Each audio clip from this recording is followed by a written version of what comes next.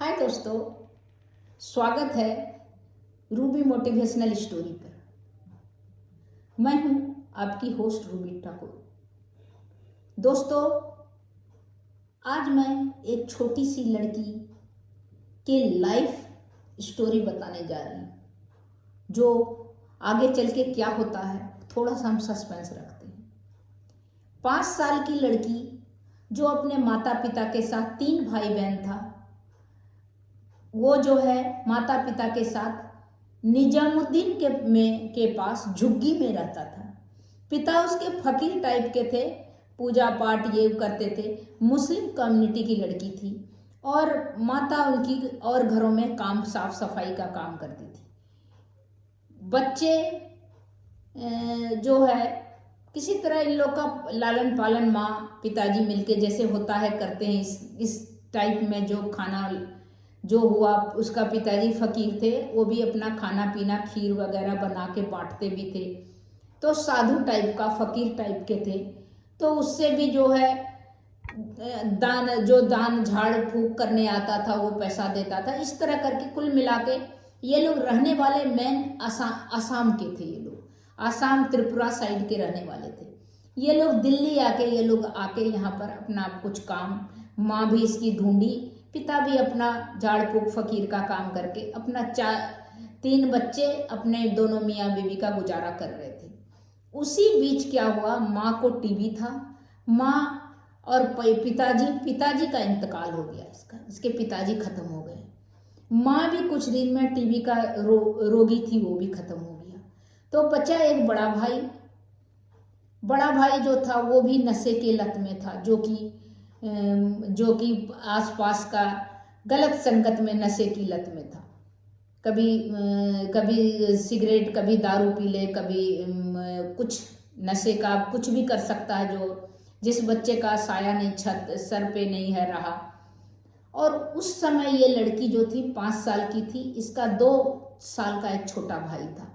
ये लड़की का जो है पिता का परिवार कोई नहीं था, माँ का परिवार दिल्ली में था, बहन लोग माँ की थी, मौसी लोग। जब ऐसे इंतकाल हो गया, खत्म हो गया, तो इसका जो छोटा भाई था उसको मौसी लेके चली गई। बड़ा भाई के पास ये रह गई। बड़ा भाई का भी नशे के लत के कारण उसका भी जो झुग्गी था वो बिक गया।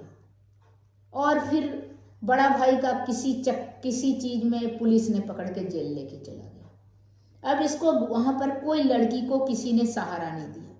अब ये भीख मांगना, इसके बाद जो लावारिस बच्चे हैं, जो ऑर्फन बच्चे हैं, उन बच्चों के साथ सिग्नल पे भीख मांगना। एक जगह ले गया किसी ने इसको, इन लोगों को रखता था 4-5 बच्चे को, एक लड़की और भी 2-4 बच्चे को कोई रखता था।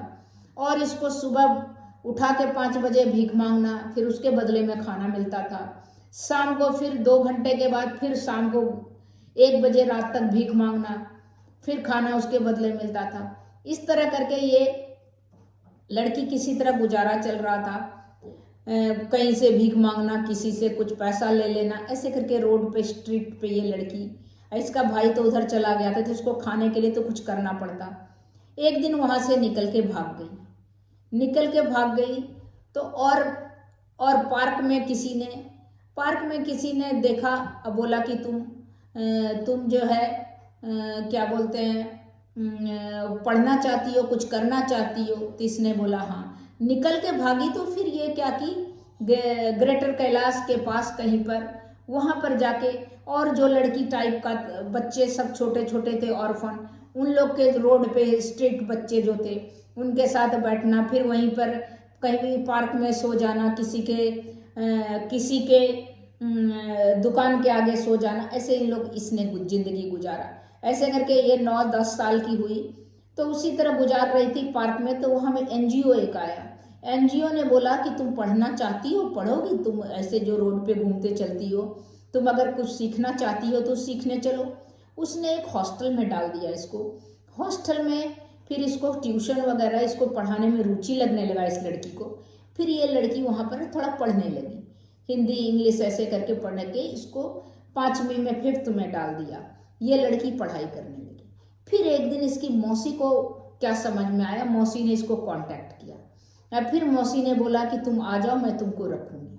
ये छोटी बच्ची को, छोटी बच्ची जो जब मौसी के पास चली गई, थोड़ा दिन तो मौसी ठीक किया, इसके बाद मौसी ने इससे काम करवाना शुरू कर दिया, घर का काम। इसके बाद ये बाहर जाके काम करना, बाहर काम करना, फिर पैसे के लिए पैसे अगर आता था इसको तो पैसे लेती थी। अगर पैसे नहीं आ पाया और काम घर का नहीं की तो मारपीट चालू कर दिया था। पहले डांटती थी, फिर सारा काम घर से काम करके जाओ, ड्यूटी पे जाओ, फिर ड्यूटी से आओ, फिर घर का काम करो। तो इस तरह करके ये बहुत परेशान रहती थी कि पढ़ाई भी छूट गया उसका। जो हॉस्टल में था अच्छी थी, बहुत इन लोगों को गाइड कर रही थी, अच्छा इन लोगों को एजुकेशन चल रहा था, खाना पीना मुफ्त में, रहना मुफ्त में। फिर वो मौसी ने इसको प्रताड़ना शुरू कर दिया, मौसा का बेटा इसको मारना पीटना शुरू किया। फिर वो वहाँ से भाग गई। वहाँ से भाग के फिर ये क्या बोलते हैं, अपने भाई के, तब तक इसका भाई छूट गया था, ये भाई के पास चली गई। लेकिन तब तक ये थोड़ा बड़ी हो गई थी, 12-13 साल की हो गई थी। वहाँ पर इसको भाई के पास या किसी ने इसको अच्छे नज़र से नहीं देखता था, बड़ी लड़की थी। फिर ये बोलती थी कि मैं आके कार्टून के अंदर छुप के रहती थी कि किसी का गंदी नज़र मेरे पे नहीं पड़े। तो इस तरह करके ये धीरे धीरे बड़ी हो रही थी। फिर इसी तरह एक दिन क्या हुआ कि कोई एक एनजीओ में जो है, एनजीओ वाले से किसी ने बोला, बच्चों में उसी तरह ऑर्फन बच्चों के साथ ये रहती थी, कहीं रह जाती थी, कहीं किसी के कहीं पर रह जाती थी, किसी के आपका एक एनजीओ टाइप का था रहने का, वहाँ पर रह जाती थी। तो उसी में किसी ने बोला कि एक जगह खाना पीना बनाने का है, सो तुम अगर करना चाहो तो ठीक है। वहाँ पर जब एनजीओ में थी तो उस समय इसने दूसरे बार जब आई, वहाँ पर उसने 10वीं किया, 9, 10 इस तरह पढ़ाई किया। पढ़ाई करने के बाद इसको थोड़ा सा और समझ में आ गया कि क्या होता है, क्या सही है क्या गलत है।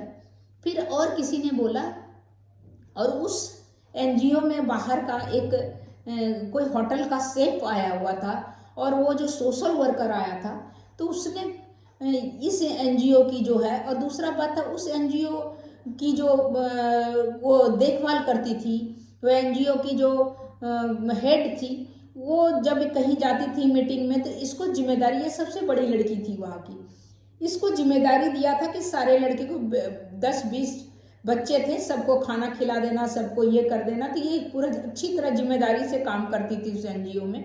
जब यह 12-14 साल की हो गई थी तो ये देख के वहाँ पर एक बार कोई सोशल वर्कर आया, और उसने जो है वो उसने देखा तो ये इस एनजीओ की जो हेड थी वो बोली ये बहुत अच्छा है, इसके लिए एक आप अपने होटल में अगर इसको सिखा देंगे कुछ तो इसकी ज़िंदगी बेहतर हो जाएगी।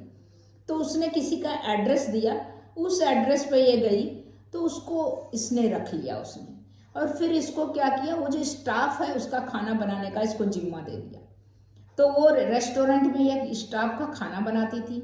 लेकिन थोड़ा दिन के बाद इसको किसी ने कहा कि इसको मेन जो होता है, जो कस्टमर वाला, जो आप मेन आप परोसते हैं खाना, जो सर्व करते हैं रेस्टोरेंट में, उस खाना का ट्रेनिंग दिया जाए। फिर ये धीरे धीरे उन लोगों के शेफ के साथ खाना का ट्रेनिंग लेने लगी, और ट्रेनिंग लेने के बाद ये अच्छा खाना बनाने लगी। जो भी था बहुत अच्छा से ट्रेनिंग में, कैसे चॉपिंग करते हैं, कैसे कटिंग करते हैं, उसको 2 घंटा बाकी नीचे काम करती थी स्टाफ सबका खाना, बाकी 2 घंटे के लिए उसको दिया था कि सबके साथ सीखो आके। तो ऐसे ट्रेनिंग करते करते ये सीख ली। इसके बाद इसको शेफ बना दिया, और पहले थोड़ा सा दिया कि कितना डिपार्टमेंट देखो, फिर उसके बाद थोड़ा अलग दिया। तो इस तरह करके, और एक लड़की और आई थी वहाँ से इसके साथ एनजीओ से, दूसरे इसके जान पहचान के, उसी जो ऑर्फन गर्ल्स थी, तो वो भी बेकरी में थी, वो भी काम कर रही थी। ज़्यादातर बच्चे को सोशल वर्कर ने किचन में और उसमें रेस्टोरेंट में ही लगा दिया था। तो ये वहाँ पर थी, तो 2-2 घंटे काम सीख के इसने सीख लिया, और बाद में ये शेफ बन गई। और थोड़ा सा पहले एक इसमें करना, फिर थोड़ा अलग करना, इस डिपार्टमेंट को संभालना, किसी अलग को, जैसे कुकिंग का जो मेथड होता है उस डिपार्टमेंट को संभालना। इस तरह करके अब ये पूरा फुल सेफ बन गई है। इसका मैं नाम डिस्क्लोज कर रही हूँ, नीलिमा खान।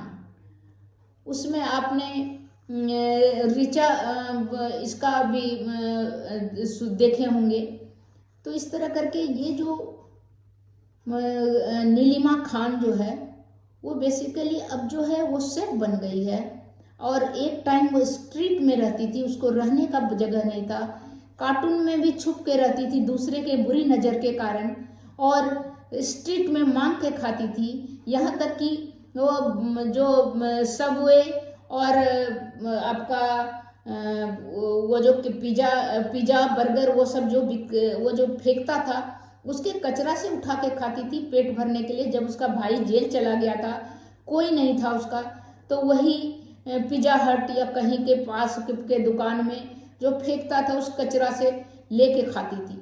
तो आज वो मास्टर शेफ बन गई है, शेफ बन गई है किसी होटल का, और अच्छे होटल का शेफ बन गई है। और अपना जो है अपना वो मेनू के इसमें जो रहती है, मीटिंग में रहती है। और आप सोचिए उसकी जर्नी एक भीख मांग के खाने वाले से लेके एक शेफ की जर्नी थी। और आप सोचिए कितना वो लड़की कितना नसीब वाली थी, कितना भटकने के बावजूद उसकी ज़िंदगी, वो बहुत इंटेलिजेंट थी, अपने आप को बचाते बचाते उस मुकाम पे पहुंची।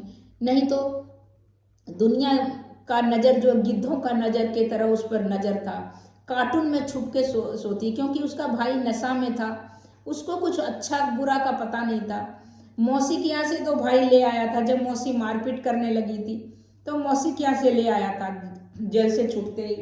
लेकिन फिर उसकी गंदी आदत ने फिर भाई को ले आया, लेकिन भाई का गंदी लत के कारण वो छुप के, कि भाई का जो दोस्त था या भाई का जो सोसाइटी था उसको गंदी नज़र से देखता था। फिर वो कार्टून में जाके कितना किलोमीटर दूर कहीं कार्टून था उसी में छुप के सोती थी, जिससे कि कोई देखे नहीं इसको, इसके साथ कुछ गलत न हो जाए।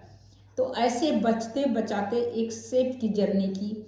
आज के डेट में बड़े भाई को उसने एक क्या बोलते हैं ई रिक्शा खरीद के दिया, जिससे भाई अपना परिवार को संभाल सके। अपना शादी भी हो गई उसकी, एक बीवी तो छोड़ के चली गई थी नशे के लत के कारण, उसकी शादी भी हो गई, अपना परिवार चला रहा है।